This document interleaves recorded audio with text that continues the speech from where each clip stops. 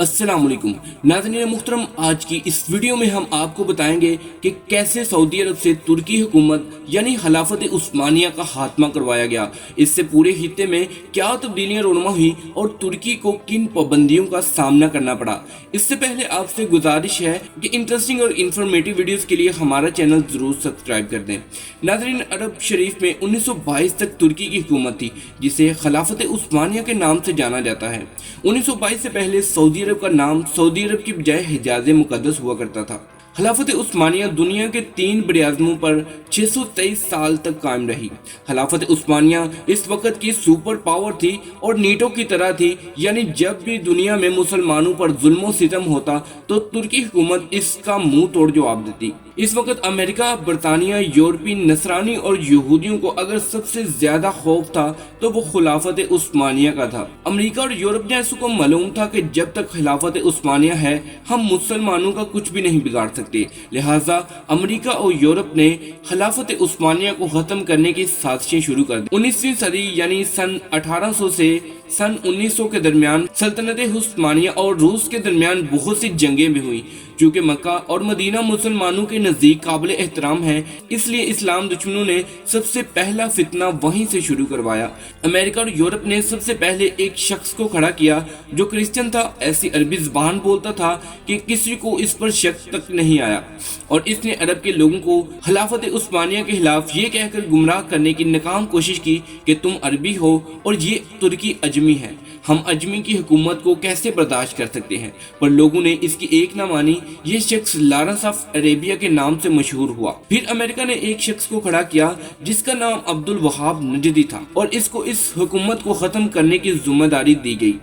तभी अब्दुल वहाब नजदी की मुलाकात अरब के एक सौदागर से हुई जिसका नाम इब्ने सऊद था।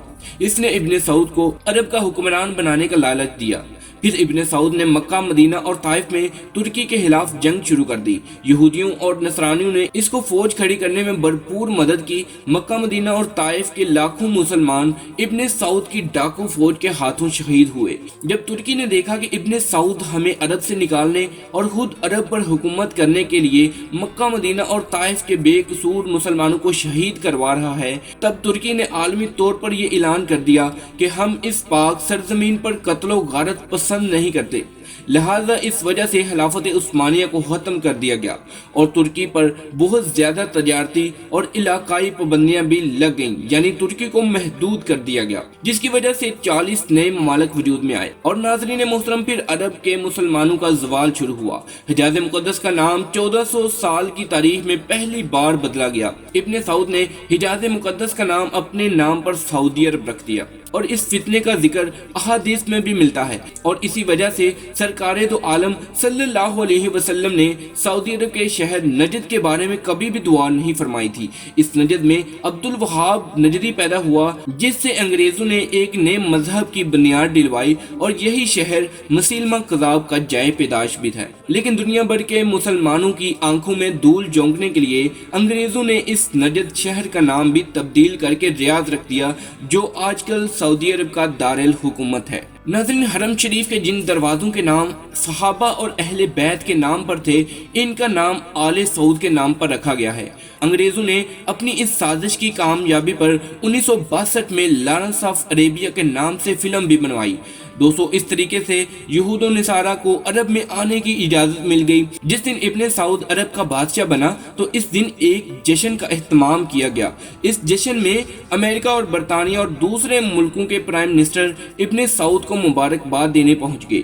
जिस अरब के नाम से यहूदो नसारा कांपते थे, वो सऊदी अरब अमेरिका के इशारे पर नाचने लगा, और आज भी दनिंदों के साथ नाच रहा है, और दिन ब दिन अरब जवाल की तरफ जा रहे हैं। तेल की कीमतें हद से ज्यादा गिर गई हैं, खुद ये कुछ नहीं कर सकते, फौज ये दूसरे मुल्कों से मांग कर ले जाते हैं। इनकी सारी की सारी मईशत का इन्हिसार या तो तेल या फिर कफालत पर होता है। जब तेल कम हुआ तो खुद बहुत इनकी मईशत डाउन होगी, और जब ये हो गया तो ये लोग अपने मुल्क से लोगों को निकालेंगे और अच्छी नौकरियों पर अब गैर मुल्कियों की बजाय अपने लोगों को लगाएंगे। नाज़रीन मोहतरम, यहूदो नसारा की इस नापाक साजिश का जिक्र करते हुए अल्लामा डॉक्टर मोहम्मद इकबाल अपने कलाम में यूं लिखते हैं, वो फाका कश जो मौत से डरता नहीं जरा, रूह मोहम्मद इसके दिल से निकाल दो।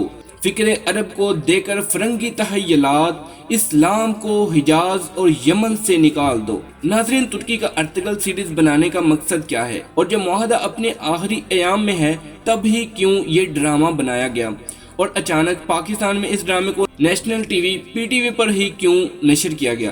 دوستو، اس سب کے پیچھے رجب اردگان کی وہ کمال سوچ ہے جس سے وہ مسلم امہ کو اکٹھا کرے گا۔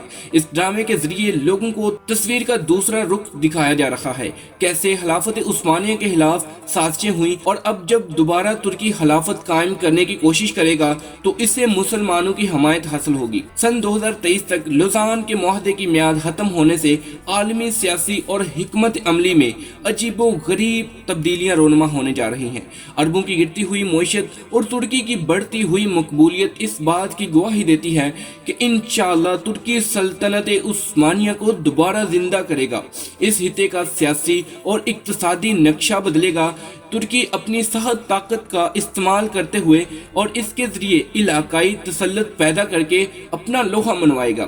یہ خبر اس بات کی بھی نوید سناتی ہے کہ مسلمانوں سے ظلمت کے اندھیرے دور ہوں گے، کیونکہ نبی پاک صلی اللہ علیہ وسلم کے فرمان کے مطابق دجال کے رونما ہونے کی وجہ اس کا غصہ ہوگا، یعنی جب اسے بہت زیادہ غصہ آئے گا تو اس کا ظہور ہوگا۔ اور مفسرین کا کہنا یہ ہے کہ جب کفریہ طاقتوں کو مکمل طور پر شکست ہو جائے گی تو دجال غصے کی حالت میں نکلے گا اور پھر سے اسلام مخالف لوگ اس کے ساتھ لگ جائیں گے۔